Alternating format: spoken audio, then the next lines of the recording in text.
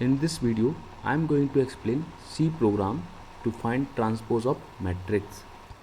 सबसे पहले हम किसी मैट्रिक्स का ट्रांसपोज कैसे निकालते हैं उसे समझते हैं। किसी मैट्रिक्स का ट्रांसपोज निकालने के लिए हम मैट्रिक्स की रोज को कॉलम में इंटरचेंज कर देते हैं। यहाँ ए एक मैट्रिक्स है जिसकी साइज़ 3×3 है जो आपको स्क्रीन पर दिखाई दे रहा है।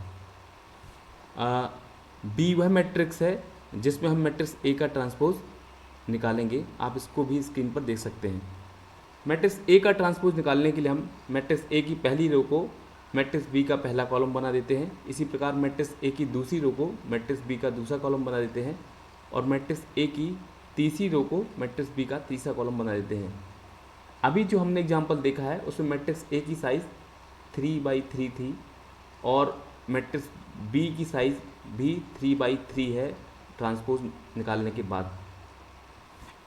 अब हम स्क्वायर मैट्रिक्स, जब हम किसी स्क्वायर मैट्रिक्स का ट्रांसपोज निकालते हैं तो उसका ट्रांसपोज भी स्क्वायर मैट्रिक्स होता है। स्क्वायर मैट्रिक्स वह मैट्रिक्स होता है जिसमें नंबर ऑफ रोज और नंबर ऑफ कॉलम बराबर होते हैं। अब हम किसी नॉन स्क्वायर मैट्रिक्स का ट्रांसपोज कैसे निकालते हैं उसको एक एग्जाम्पल के माध्यम से देखते हैं। यहाँ ए एक नॉन स्क्वायर मैट्रिक्स है जिसकी साइज़ 2×3 है और बी वह मैट्रिक्स है जिसमें हम ए का ट्रांसपोज निकालेंगे। मैट्रिक्स ए को आप स्क्रीन पर देख सकते हैं। हम पिछले एग्जाम्पल की तरह ही मैट्रिक्स ए की पहली रो को मैट्रिक्स बी का पहला कॉलम बना देते हैं और मैट्रिक्स ए की दूसरी रो को मैट्रिक्स बी का दूसरा कॉलम बना देते हैं। हम देखते हैं कि ट्रांसपोज निकालने के बाद मैट्रिक्स बी में नंबर ऑफ रोज 3 है एंड नंबर ऑफ कॉलम्स 2 हैं। तो हम कह सकते हैं कि मैट्रिक्स बी की साइज़ 3×2 है। और इस तरह से हम कह सकते हैं यदि किसी नॉन स्क्वायर मैट्रिक्स n×m का यदि हम ट्रांसपोज निकालेंगे तो उसकी साइज़ m×n होगी। यहाँ n नंबर ऑफ रोज हैं और m नंबर ऑफ कॉलम्स हैं। Let's write a C program to find transpose of a matrix. यहाँ ए एक 3×3 साइज़ का मैट्रिक्स है जिसका ट्रांसपोज निकालना है। बी वह मैट्रिक्स है जिसमें हम मैट्रिक्स ए का ट्रांसपोज निकालेंगे। मैट्रिक्स बी की साइज़ भी 3×3 होगी क्योंकि जब भी हम किसी स्क्वायर मैट्रिक्स का ट्रांसपोज निकालते हैं तो उसका ऑर्डर चेंज नहीं होता। इस प्रोग्राम में सबसे पहले हम मैट्रिक्स ए को स्टोर करने के लिए एक 2 डायमेंशनल अरे लेंगे और इसे डिक्लेयर करते समय ही इनिशियलाइज कर देंगे। इसके लिए हम लिखेंगे int A 3 is equal to curly brackets में हम मैट्रिक्स की रो को लिखेंगे।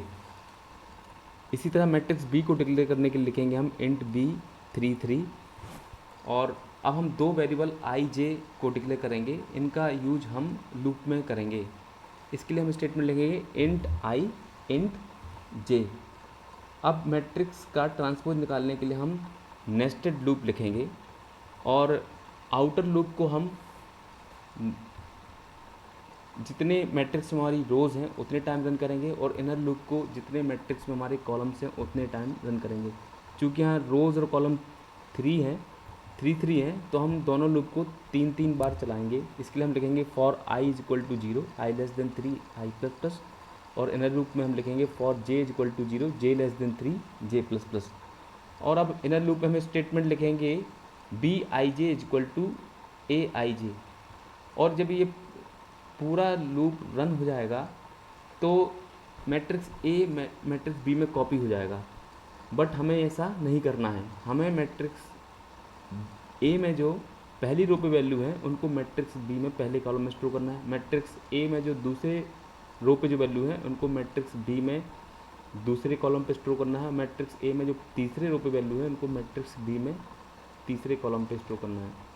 तो हम देख रहे हैं कि हम रो को किस में चेंज कर रहे हैं, कॉलम में चेंज कर रहे हैं। तो यहाँ पर भी हम क्या करेंगे, हमें पता है कि जो आउटर लूप है आई वो रोज़ के डिनोट करता है और इनर लूप है जो जे वो कॉलम को डिनोट करता है। तो जहाँ हमने B I J is equal to A I J लिखा है, हम रोज़ को कॉलम में चेंज कर दें तो हम लिख सकते हैं B J I is equal to A I J. और अब यदि हम इस पूरे लूप को रन करेंगे तो हमारा मैट्रिक्स ए का ट्रांसपोज निकल के मैट्रिक्स बी में स्टोर हो जाएगा। अब हम इसको क्या करते हैं, एक एक करके फॉर लूप को रन करके देखते हैं कि एक्चुअली ये वैल्यूज़ कैसे कैलकुलेट होती हैं।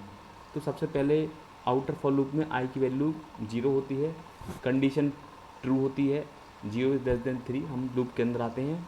और फॉर लूप में जे की वैल्यू क्या होती है, 0 है। अभी हमारी आई की वैल्यू 0 है, जे की वैल्यू 0 है, तो अंदर जो हमने स्टेटमेंट लिखा है B J I equal to A I J, तो क्या हो जाएगा B00 इज इक्वल टू हो जाएगा A00।